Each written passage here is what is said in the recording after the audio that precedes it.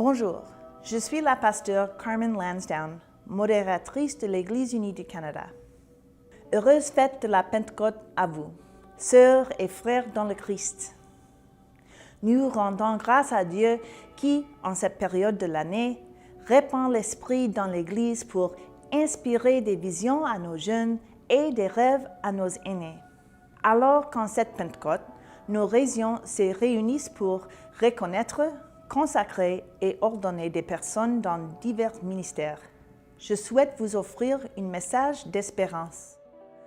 J'ai visité l'Église d'un bout à l'autre du pays pour vous parler d'épanouissement. Ce projet m'a permis de partager des moments avec les leaders ministériels et laïcs et de discuter avec elles et eux de nos visions de l'avenir. Ceux et celles qui travaillent pour des visions individuelles, pour leur communauté de foi ou pour notre épanouissement collectif, sont actifs et dynamiques. Nous vivons en temps de crises multiples. Nos vies sont bouleversées par un trop grand nombre de crises. Parfois, nous ne savons pas quelle direction prendre. Mais comme le rappelle le chapitre 8 de la lettre aux Romains, l'Esprit prie en notre faveur avec des gémissements qu'aucune parole n'est capable d'exprimer. En plus de gémissements de l'Esprit, la brise divine souffle sur l'Église et je perçois des signes d'énergie et de vie nouvelle. Je vois des gens de spiritualité profonde se réunir pour participer à un culte dynamique et invitant. Je vois les ministères de musique qui essaient d'émouvoir nos cœurs et nous faire chanter avec courage et entrain. Je vois grandir les ministères pour l'enfance et la jeunesse et des jeunes qui participent à ces ministères pour rêver à voix haute sur la place publique. Ces jeunes rêvent d'une Église radicalement inclusive et interculturelle. Une Église qui pratique ce qu'elle prêche.